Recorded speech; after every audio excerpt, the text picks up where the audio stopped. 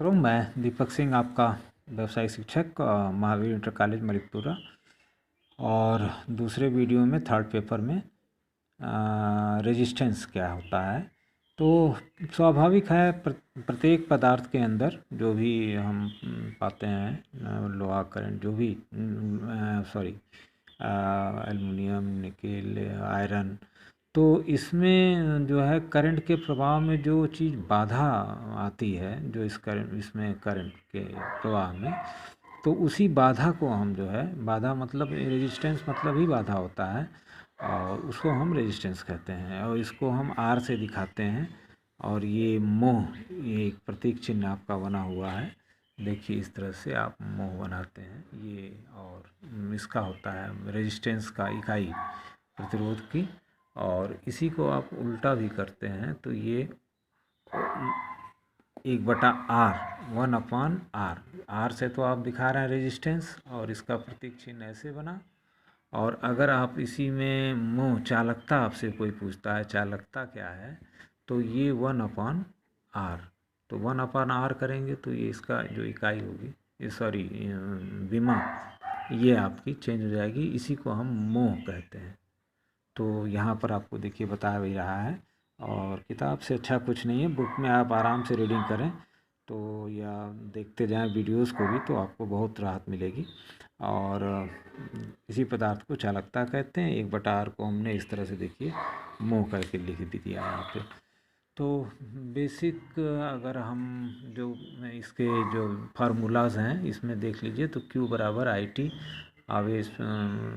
आवेश के प्रवाह की दर को हम धारा भी कह सकते हैं। Q/T है, 1 सेकंड में जितना आवेश प्रवाहित होगा वही धारा होगी। और इसका मात्रक कूलाम, इसका समय, इसका एम्पियर। और वोल्टेज जो आपका पोटेंशियल था, कार्य करने की, आवेश के कार्य करने की दर को हम विभव कह सकते हैं। और ये कार्य जूल में होगा, आवेश आपका कूलाम में, V वोल्ट में। और रेजिस्टेंस = V/I, वोल्टेज अपान धारा।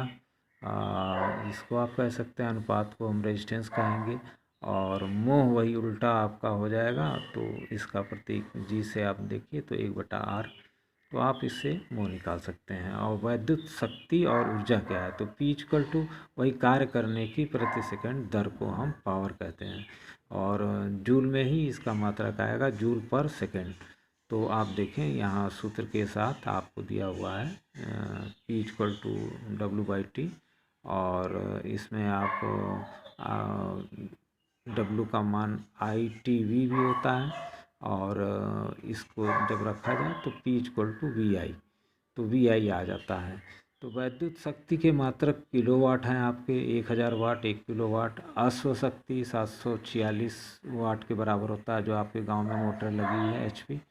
और यांत्रिक ऊर्जा क्या है, तो कार्य करने की क्षमता ही आपकी 2 प्रकार की होती हैं, एक तो स्थितिज ऊर्जा, और एक इसका मात्रक भी जूल या वाट घंटे आप कह लीजिए। और इसी को हम वैद्युत ऊर्जा मतलब आपका है, इसको जूल आवर में है। आप देखिए कि यूनिट निकालने का आता है कि 1 यूनिट में आप कितने यूनिट बल्ब जलाएं, तो वाट × घंटा बटा 1000। अगर आप एक पंखा जला रहे हैं, अगर 60 वाट का पंखा है, तो वो कितने घंटे चला बटा 1000 कर दीजिए, तो उतनी यूनिट बिजली आ जाएगी। ये सिंपल। और इसका जो है व्यापारिक मात्रक, इसको बोर्ड ऑफ ट्रेड यूनिट इसका नाम है, लेकिन इसको यूनिट ही हम लोग कहते हैं, तो बोलचाल की भाषा में।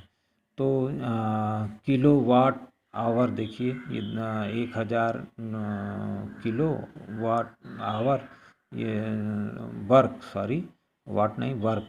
और ये 3.6 × 10 जूल, ये एक फार्मूला है आपका। इसी पर अंकित प्रश्न भी देख लीजिए। तो अगर 1.5 किलोवाट का हीटर आप आधा घंटा भी चला रहे हैं, तो 1 माह में आप कितना जला लेंगे। सही बात है, 1.5 किलोवाट का मतलब 1500 वाट। और समय मान लीजिए 1 माह, आधा घंटा आप रोज़ जला रहे हैं, तो 15 घंटा जलाएंगे 1 महीने में। तो यूनिट निकालना है, वाट × घंटा बटा 1000 कर दिया, तो ये 1500 बटा 1000 × 15, 2 शून्य कट गए, 1 दशमलव ऊपर लगा दीजिए, 15 15 225 यूनिट, 22 यूनिट, 1 अंक पे दशमलव लगेगा और 22 यूनिट आपका बिल आ जाएगा। तो ये इस तरह से आप इसको निकाल सकते हैं। और मोटर की शक्ति में अगर आपको कार्य दिया है तो अपॉन टी करके अश्व शक्ति भी कन्वर्ट कर सकते हैं। देखें उसके अंदर 746 का भाग कर दीजिए वाट में, तो वो अश्व शक्ति हो जाएगा। और दूसरी में आए तो हम देखें तो कैपेसिटर क्या होता है। कैपेसिटर मतलब 2 प्लेटें होती हैं, इनके बीच में इंसुलेटिंग पदार्थ इसी तरह से भरा जाता है कि ये एक जुगाड़ है एक तरह से, इसे हम कैपेसिटर कहते हैं। इसके अंदर आवेश को ज़रूरत पड़ने पर ये आवेश अपने अंदर एकत्रित कर लेता है और ज़रूरत पड़ने पर ये आवेश बाहर देता है। इसमें पोलरिटी भी होती है प्लस माइनस की। और ये एल्युमिनियम धातु का बना होता है, चित्र में आप देख सकते हैं इस तरह का। इसके अंदर परावैद्युतांक पदार्थ जिसको आप कहते हैं, जो इंसुलेटेड मटेरियल भरा जाता है, वो परावैद्युतांक पदार्थ है। और इसका जो कैपेसिटर का सिद्धांत है कि एक प्लेट को प्लस में एक माइनस से जोड़ा जाता है और इसके अंदर इलेक्ट्रॉन को अपने अंदर आकर्षित करने की क्षमता होती है, यही इसका सिद्धांत है। और इसके अंदर अगर आप देखें तो C = उसका फार्मूला है Q अपॉन विभवांतर, तो आवेश अपॉन विभवांतर। इसकी इकाई भी फैरेड है, 1 फैरेड बराबर 1 कूलाम प्रति वोल्ट। तो सॉरी, यहाँ से आप देख भी सकते हैं, कूलाम आवेश का मात्रक, वोल्ट इसका मात्रक, तो C का मात्रक फैरेड, चूँकि वैज्ञानिक का नाम है, इन्होंने बहुत से सिद्धांत दिए हैं। और कूलाम प्रति वोल्ट, ये हाई स्कूल तक ही हम चल रहे हैं अभी तक। और 1 फैरेड बराबर 10⁻6 माइक्रो फैरेड, ये आप सब जानते हैं। 1 माइक्रो का मतलब 10⁻⁻6 फैरेड, अगर उल्टा लेंगे आप तो। और इसी तरह से मिली, माइक्रो, नैनो, पिको फैरेड आप देखिए तो आपको मिलेगा। यहाँ से आपने माइक्रो देखा, इसके पहले मिली 10⁻⁻6 और फैरेड, और मिली, माइक्रो, नैनो, नैनो होता है एक बीच में 10⁻⁻9 और पिको आपका 10⁻⁻12। इस तरह से संबंध बनता है। पिको फैरेड देखिए, मिली, माइक्रो, नैनो, पिको। और इसमें इम्पोर्टेंस में अगर देखते हैं तो कैपेसिटर कैसे काम करता है। कैपेसिटर इलेक्ट्रिकल ऊर्जा को स्टोर करके बाद में वापस देने की क्षमता रखता है। तो ऊर्जा, जैसे आप टीवी ऑन करते हैं तो टीवी ऑन करके उसे आप छोड़ते हैं तो कुछ देर बाद देखते हैं, बंद कर दीजिए तो देखते हैं उसके अंदर करंट रहती है, तो वो कैपेसिटर के कारण है। तो इसकी चार्जिंग और डिस्चार्जिंग में जो समय लगता है उस समय काम सर्किट कर रही होती है। तो ये इसका कैपेसिटर का डीसी सिद्धांत भी कहलाता है, डिस्चार्ज स्थिति में जब वो डिस्चार्ज होता रहता है। तो आगे बढ़ते हैं तो कैपेसिटर की निर्भरता को अगर हम देखें तो कैपेसिटर निर्भर करेगा किन किन बातों पर। देखिए, कैपेसिटर दो इस तरह से है, 2 प्लेट अगर आप मान लें तो कैपेसिटर C अगर आप ले लें तो ये C इसके क्षेत्रफल के सीधे समानुपाती हो जाएगा। और इनके बीच की अगर दूरी, क्योंकि बीच में आपने के कुछ अलग पदार्थ भरा है, तो इसके बीच की दूरी के C जो है इन्वर्सली 1/d समानुपाती होगी। और जो इसके अंदर आपने भरा है K, ये C समानुपाती K होगा। तो इस तरह से एक फार्मूला है। और आगे हम देखें तो यही फार्मूले को कैपेसिटर की स्थिति में C समानुपाते A, C समानुपाते 1/d, मैंने एक छोटा सा बना भी दिया है यहाँ पे, आप देख सकते हैं। और इसके अंदर निर्वात में K का वैल्यू 1 होती है और एबोनेट में 2 से 5 के 2.3 से 5.3, और सबसे ज़्यादा वायु में आप देखें 1006 के करीब है। तो ये सबसे अच्छा इलेक्ट्रॉनिक कंटेंट का मान होता है। कैपेसिटर के कार्य क्या हैं? ये डीसी सप्लाई को रोकता है और एसी को पास कर देता है, फिल्ट्रेशन करता है, 2 विभागों को आपस में जोड़ता है, 2 विभागों को अलग भी करता है। तो इसके कैपेसिटर के यही कार्य भी हैं। इसका वर्गीकरण अगर हम करें तो एक स्थिर कैपेसिटर होता है जिसकी वैल्यू फिक्स होती है, और एक समायोजी जिसमें सीरीज और पैरेलल में हम लगा के कैपेसिटर बनाते हैं, और एक परिवर्तनीय कैपेसिटर होता है वेरिएबल, जिसका रेडियो में हम प्रयोग करते हैं फ्रीक्वेंसी बदलने में, आपका वो गैंग कैपेसिटर कहलाता है, जिससे आप तरंगों को पकड़ाते हैं। तो वो कैपेसिटर होता है। तो स्थिर कैपेसिटर को देखिए समझाया इसमें, इन्होंने माइका कैपेसिटर का उदाहरण लिया है और स्थिर कैपेसिटर कहा जाता है। ये जो है इसकी पहचान है एक प्रयोग किए गए डाइलेक्ट्रिक पदार्थ के आधार पर की जाती है, जिसमें डाइलेक्ट्रिक पदार्थ के रूप में पेपर का प्रयोग किया जाता है, उसे पेपर कैपेसिटर कहते हैं। तो इसमें कई कैपेसिटर इसके अंतर्गत आते हैं स्थिर में, जैसे सिरेमिक हुआ, पॉलिस्टर हुआ, पेपर हुआ, ये लैब में आपने देखा भी है। और इलेक्ट्रॉनिक्स की कोई भी सर्किट उठा लीजिए तो उसमें ये है भी।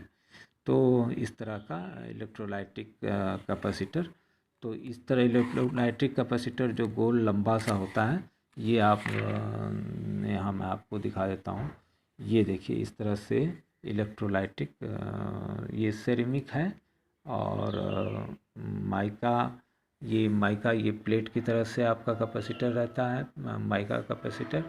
और ये पेपर का कैपेसिटर के फिगर्स हैं आपके, आप जिसको आसानी से देख सकते हैं। ये पेपर कैपेसिटर्स है, इसके टर्मिनल्स देखिए बने हुए हैं, एक प्लस एक माइनस, और इसकी आंतरिक संरचना है ये। और इलेक्ट्रोलाइटिक कैपेसिटर जो होते हैं वो कुछ इस तरह के होते हैं, जो आप टीवी में अक्सर लगे हुए पा जाते हैं इलेक्ट्रोलाइटिक कैपेसिटर।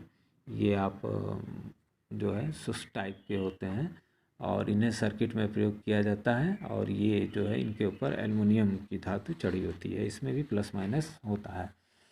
अगर हम कैपेसिटर का जो है देखें तो कई तरह के और भी कैपेसिटर हैं। समायोजीय कैपेसिटर आपके ट्रिमर टाइप कैपेसिटर होते हैं, समानांतर प्लेट टाइप कैपेसिटर होते हैं, और cup type capacitor, wire pin type capacitor, और डिस्क टाइप कैपेसिटर, ये कैपेसिटर है। और बहुप्लेट परिवर्तनीय डाइलेक्ट्रिक अथवा गैंग कैपेसिटर, जो मैं आपको बता रहा था रेडियो में आप यूज़ करते हैं अपना चैनल बदलने के लिए।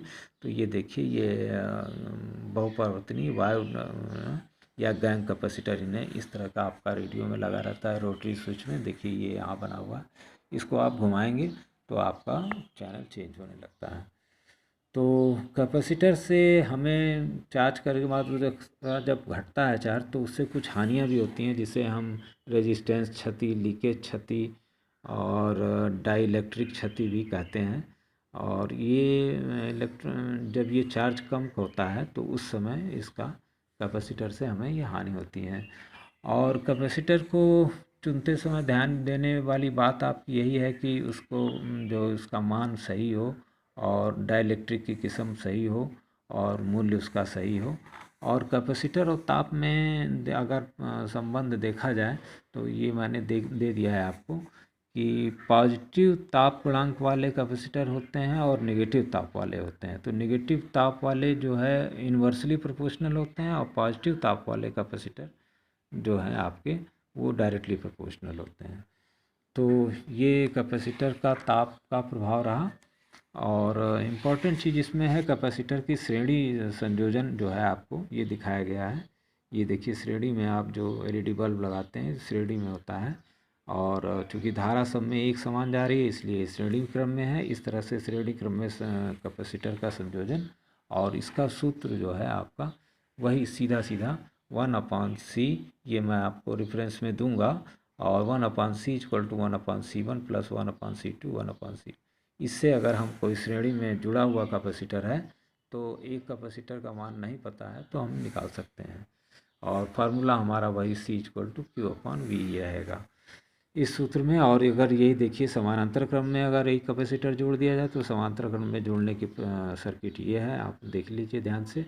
और इसमें भी देखिए धारा बढ़ जा रही है, तो जब धारा बढ़ेगी तो निश्चित रूप से कैपेसिटर हमारा समांतर क्रम में हो जाएगा। तो इसका formula direct C = C1 + C2 + C3 + C4, मतलब इन सारे C1 की जगह हम एक C लगा के जो है C = C1 + C2